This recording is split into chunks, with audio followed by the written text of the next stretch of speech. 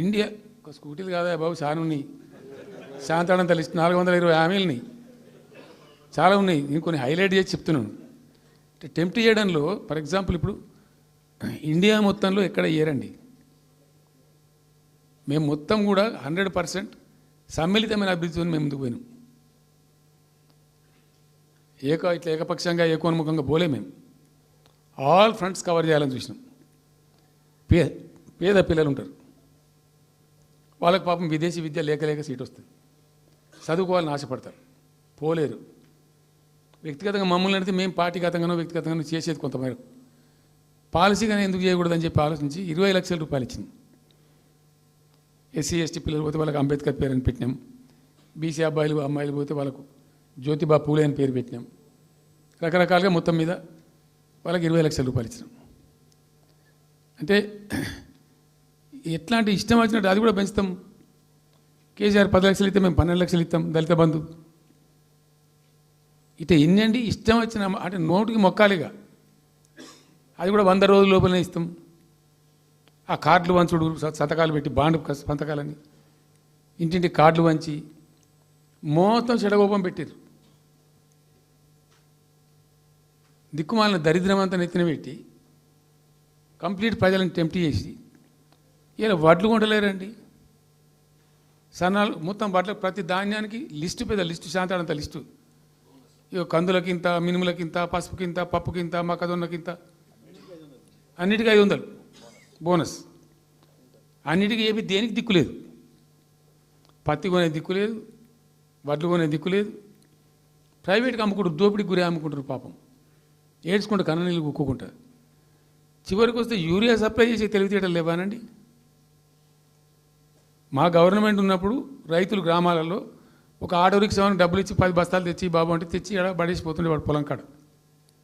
ఇవాళ రైతులు రోజుల తరబడి, గంటల తరబడి చెప్పులు పెట్టి, బీఆర్ఎస్ లేకముందు చెప్పుల లైన్లు ఉండే, బీఆర్ఎస్ ఉన్న రోజులు చెప్పుల లైన్లు మాయమైనవి. మళ్ళీ ఇప్పుడు కాంగ్రెస్ రాగానే మళ్ళీ ఇప్పుడు చెప్పుల లైన్లు స్టార్ట్ అయిపోయినాయి వరుస పెట్టి. మళ్ళీ ఇప్పుడు ఏందో యాపో బోపో తెచ్చిండ్రు. అది ఒత్తితే నడచలేదు, పిక్తలేదు. అది ఏ ఎరువు బస్తాకు యాప్ ఎందుకైనా నాకు అర్థం కాదు. ఇంకా ఆ యాప్లో కూడా నాకు పూర్తిగా తెలియలేదు. నేను రాత్రి కూడా చెప్పే ఆ యాప్లో ఏముంటుందట. ఇప్పుడు నాకు పట్టుందా, అది ఎన్ని మాటలు ఇస్తారట. సపోజ్ నాకు 3 ఎకరాలు ఉంది. 3 ఎకరాలు ఉంటే ఎకరానికి 2 బస్తాలు చొప్పున 3 సార్లు ఇస్తారట. అది అంటే 3 సార్లు పోవాలి. ఇక యాడికి పోవాలో నాకే తెలియదు. మొట్టమొదల యాపే దొరకదు కాలబెట్టి.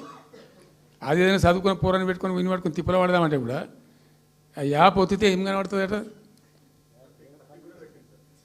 యాప్ ఒత్తితే ఏం కనబడుతుందట. ఏ గోదాంలో ఎరువులు అని చెప్తారట. అంటే ఇలా గజ్వేల్లో చెప్తారు, రేపు సిద్దిపేటలో చెప్తారు, ఎల్లుండి సిరిసిల్లలో చెప్తారు. ఏ గోదాంకు పోవాలి, ఎటు పోవాలి. ఇంతకన్నా జోక్ ఉంటుందా. రైతులకు మండల కేంద్రంలో ఎరువుల దుకాణం ఉంటుంది, తప్పితే వాళ్ళ తాలూకా కేంద్రంలో ఉంటుంది ఎక్కువ. ఆడ సావుకారు ఉంటాడు, ఇచ్చేటోడు ఉంటాడు, అప్పిచ్చేటోడు ఉంటాడు. మనం బాగా విస్తరించినామా. నేను ఏమంటున్నాను, 7,100 కొనుగోలు కేంద్రాలు పెట్టినాం కదా. వాళ్ళ ఊర్లో పోయి కొన్నాం కదా.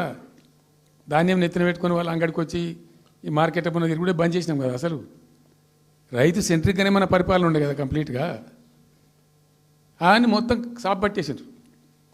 ఇప్పుడు అరాస్ పాటలు వాడి 2 సార్లు రైతు బంధు కొట్టిండ్రు. పెన్షన్ 4,000 ఇస్తామని 2 నెలల పెన్షన్ కొట్టిండ్రు. చాలా భయంకరమైనటువంటి పరిస్థితి తీసుకొచ్చిండ్రు రాష్ట్రంలో. ఇంత దిక్కుమాలిన కథ. నిరుద్యోగ భృతి ఇస్తాము, ఇవాళ మొక్కాల ఎన్ని అసలు హామీలు. నిరుద్యోగ భృతి ఇస్తాము, తోక ఇస్తాము, నోటిఫికేషన్లు ఇస్తాము, జాబ్ క్యాలెండర్లు ఇస్తాము, విద్యా భరోసా కార్డు. ఇక వాడు చూసి చూడు అడ్డం పడి అయితే ఓటేసారు జనం. ఇప్పుడు జరిగింది ఏంది, టెంప్ట్ అయిపోయినారు. ఏమైందంటే యాక్చువల్లీ ఫ్యాక్ట్ ఏంటంటే ఇదే తెలంగాణ భవన్లో ఎన్నికలకు పోతున్నాం 2014. ఎన్నికల కమిటీ, హామీల కమిటీ ఒకటి ఉండే, మేనిఫెస్టో కమిటీ. అది రాస్తాను. దానిలోకి 2-3 రిటైర్డ్ ఐఏఎస్ అధికారులు కూడా ఉండేటప్పుడు ఒక సందర్భం వస్తే నేను అడిగిన, అసలు మనం పెన్షన్ ఎందుకు ఇస్తాం ప్రజలకు? Why do you give pensions at all? ఎందుకు ఇవ్వాలి అసలు? దానికి ఒక పరమార్థమో పర్పస్ ఉందా? అగాధం పట్టుకొని ఇట్లా పంచిపెట్టుడా ఏంది అసలు? మీ ఉద్దేశం ఏంటి సార్ అన్నారు. అనుకోకుండా దురదృష్టవశాత్తు కొందరు డెస్టిట్యూట్స్ అవుతారు, కొందరు ఫిజికల్ హ్యాండిక్యాప్డ్ అవుతారు. ఇలా మంచిగానే ఉన్నాం, ఏమో ఏమైనా ఒక యాక్సిడెంట్ అయితే కథం తెల్లారి మనం వికలాంగుడు అయిపోతాం, కదలలేని పరిస్థితికి వచ్చేస్తాం. రకరకాలు ఉంటాయి. వృద్ధాప్యం వస్తే పాపం వాళ్ళ పిల్లలు చూసి చూడకపోయారు, కొంతమంది పట్టించుకొని లేని వాళ్ళు ఉంటారు. అట్లాంటి వాళ్ళకు, అనాథలకు, ఆర్ఫన్స్కు, డెస్టిట్యూట్స్కు, విధివంచితులకు ఇచ్చేది పెన్షన్. అది ఎందుకు? అదొక పరమార్థం ఉండాలి. వాళ్ళు బిర్యానీ తినకున్నా, పెద్ద గందరగోళం లేకున్నా కనీసం 2 పూటలు పప్పు పచ్చిపులిసిన అన్నం తిని వాంజాల వాడు పండుకుంటట్టు ఉండన్న ఆ మేరకు ఇవ్వండి అని చెప్పినాం. అప్పుడు ఒక ఆయన గోయల్ సాబ్ అని ఉండే ఐఏఎస్ ఆఫీసర్, ఆయన ఉప్పుకింత పప్పుకింత అని అన్ని రేట్లు లెక్కబెట్టి 670 రూపాయలు ఇస్తే సరిపోతుంది సార్ అన్న. నేను గావాలకి ఇచ్చేందుకే కోషిష్ చేయను, నా వైపు 1000 రూపీస్ పెట్టు, పెద్ద కథ ఎందుకు అని 1000 చేసాం. దేనికన్నా కానీ 1000 రూపీస్ చేసినాం ఫస్ట్. సెకండ్ టర్మ్ నేను ప్రకటించిన, మళ్ళీ మేము గెలిపించుకొని ఈసారి గెలిస్తే వెంటనే 2000 రూపీస్ చేస్తామని చెప్పాను. మొదలు 1000 అన్నప్పుడు అడగలే, మా అంతటా మేమే సుమోటోగా మాట్లాడి చెప్పి డే 1 గవర్నమెంట్ ఇచ్చిన ఫస్ట్ క్యాబినెట్ని డిసైడ్ చేసి 1000 రూపీస్ పెట్టాం. 200 to 1000, 1000 to 2000 also first మంత్ని. Second టర్మ్లో మా గవర్నమెంట్ వస్తే ఫస్ట్ మంతే, ఏ మంత్లో గవర్నమెంట్ వచ్చినా అదే మంత్లో 2000 రూపీస్ చేసినాం, జనానికి అందించినాం. జనం కూడా ఏమనుకున్నారు, కేసీఆర్ 2 అన్నప్పుడు 4 అన్నట్టుగా ఇస్తాడు కావచ్చు, టెంప్ట్ అవుతారు పాపం, సహజంగా పేదవాళ్ళు కదా, లేని వాళ్ళు కాబట్టి.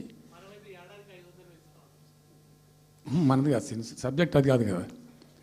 ఈయన 2 ఇచ్చిండు కదా, 200 2000 చేసిండు, ఈడు తప్ప 4000 చేస్తాడేమో అనే ఆశలో మా కోటేసే ఉద్దేశం ఉన్న ప్రజలు కూడా ఈ మాయల పడి పాపం టెంప్ట్ అయిపోయి గోల్మాల్ అయిపోయి ఓట్లు వేసినారు.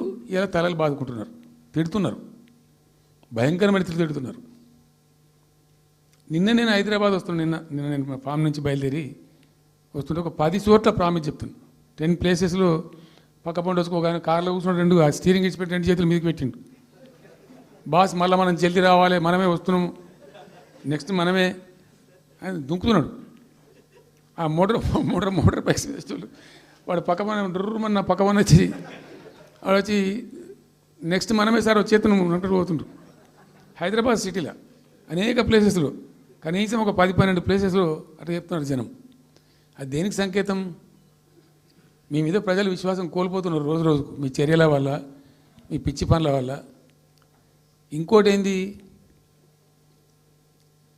మీరు చేసే చర్యలు ఎట్లున్నాయి? మొత్తం రియల్ ఎస్టేట్ బ్రోకర్ దందానేనా? ఫార్మాసిటీ ఎందుకు వచ్చిందండి? ఫార్మాసిటీ మా ప్రభుత్వం ఎందుకు వచ్చింది? Pharma City why did we bring Pharma City at all?